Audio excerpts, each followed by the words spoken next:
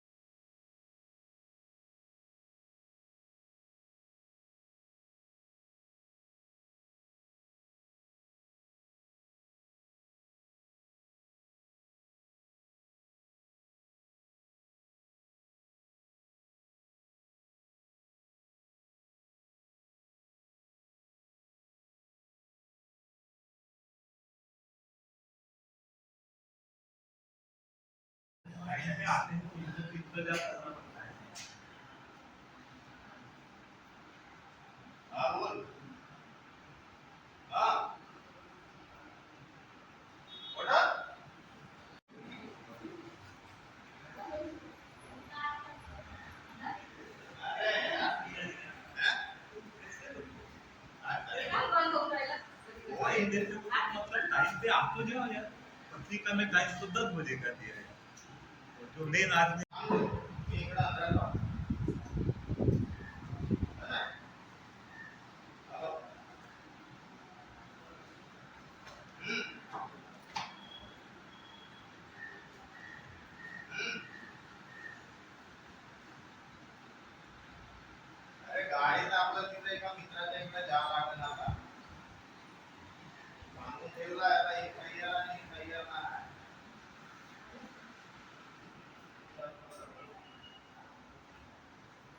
इनके फोन पे विश्व रत्न डॉक्टर बाबा साहब अम्बेडकर इन्हें अभिवादन करता हूँ। और आज बुद्ध पूर्णिमा के उपलक्ष्य में आप यहाँ पे आए हुए सारे बौद्ध उपासक और उपासिकाएं इन्हें जलील करता हूँ।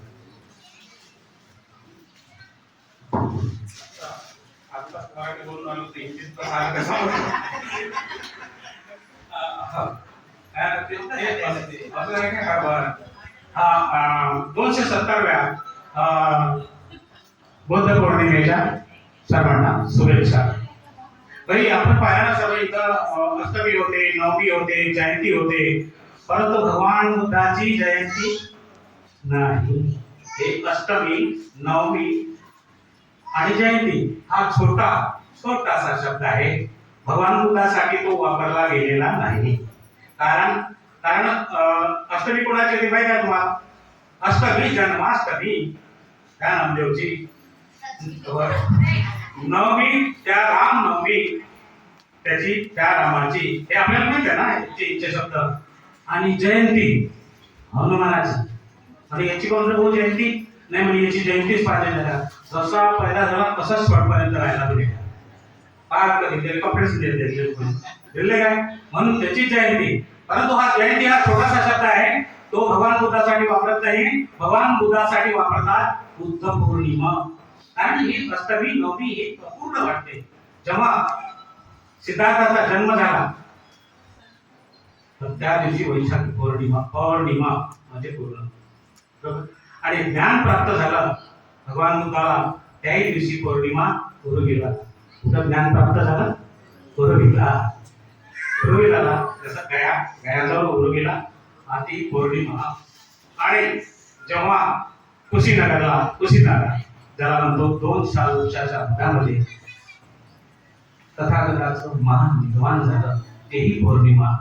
कारण ते पौर्णिमा, त्या पौर्णिमेच्या आधी 3 महिन्याच्या आधी तथागतांनी आनंदला सांगितलं होतं। 3 महिन्याच्या आधी सांगितलं होतं की हे आनंद, मी आजपासून 3 महिन्यानंतर माझं ते देह सोडणार आहे। म्हणजे पहा तथागताला त्यांचं मरण नाही। काही जन्म झाला त्या दिवशी काही महामायाच्या पोटी जन्म झाला आणि मग नंतर निघून गेले। या संसारामध्ये जे दुःख आहे त्या दुःखाचं निराकरण करण्यासाठी तथागत निघून गेले। आणि 6 वर्षापर्यंत त्यांनी घोर तपस्या केली।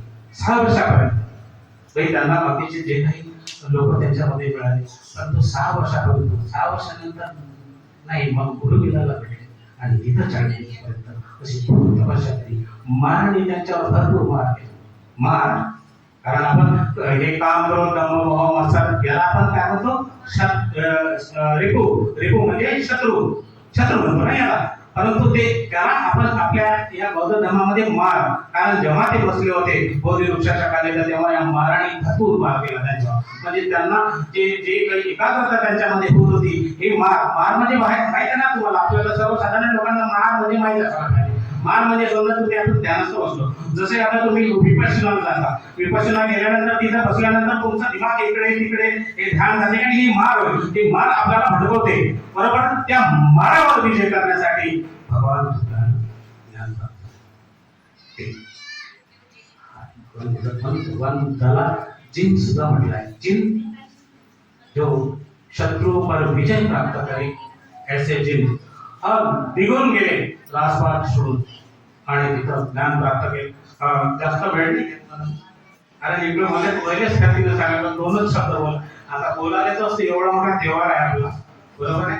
मी म्हटलं ते 70 तपूर आहे आमच्याकडून आता मोजले गेले 71 आहे आणि 71 आणि 2 द्यायचे माय बाप 71 म्हणजे 7 तिरी 21 म्हणजे कमीत कमी 250 वेळ पाहिजे बरोबर आहे.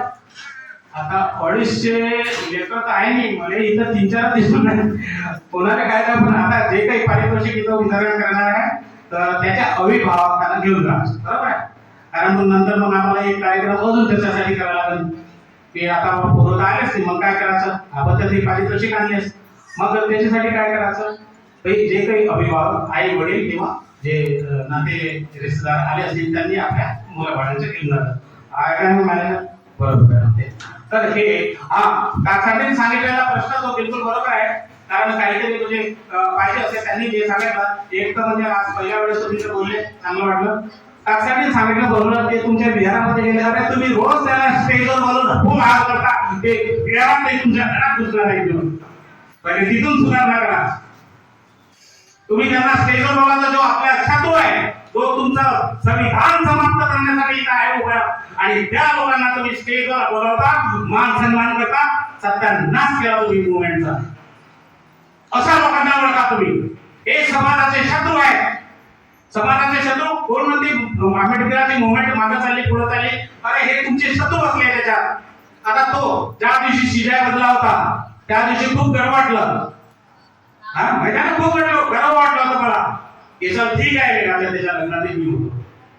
हुशार गवळी बरोबर आहे. आणि ज्या दिवशी शत्रूच्या पाया पडते त्या दिवशी तुम्ही काय करा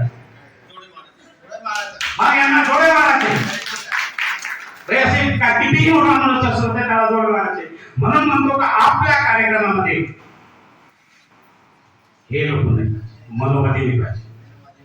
मनोवादी कधी येऊन तुमच्या मुवमेंटचा सत्यानाश करा. असा आता पंचशील मध्ये आरएसएसचे लोक गेले. आता शिरोमणी संध्याकाळी येणार नाही काय.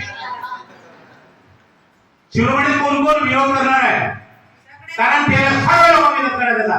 कारण हे नाही पाहिजे अरे भीक म्हणता काय हे लोकांच्या पैशाला त्यांच्या कामाच्या पैशाला आपण हे बांधवलं त्यांना भीक म्हणून तुम्ही बांधणार का. अरे तुमचा म्हणजे काय तुमचे हात पाय तुटले काय हे बांधलं ना तुम्ही. तुम्ही 30-40 लाख रुपये दिले सगळ्या मजुरांनी पैसे दिले. तिथं 1,000 रुपये आम्ही मागण्यासाठी गेलो त्यांनी 5,000 रुपये दिले. कसा एवढा मोठा श्रीमंत समाज सोडून तुम्ही त्या एकाच समाजाच्या मागे लागता. शर्मा वाटायला पाहिजे तुम्हाला. आणि ही अशी प्रवृत्ती आपल्या घरामध्ये नाही व्हायला पाहिजे आपल्या विहारामध्ये निघून जाईल. जोपर्यंत आम्ही आहोत तोपर्यंत इथं धनुवादाचा पाय असणार नाही या विहारामध्ये एवढं मी तुम्हाला सांगतो. आणि एवढं बोलून वेळेत पण झालाय मी माझे 2-4 शब्द संपवतो. जय हिंद जय महाराज.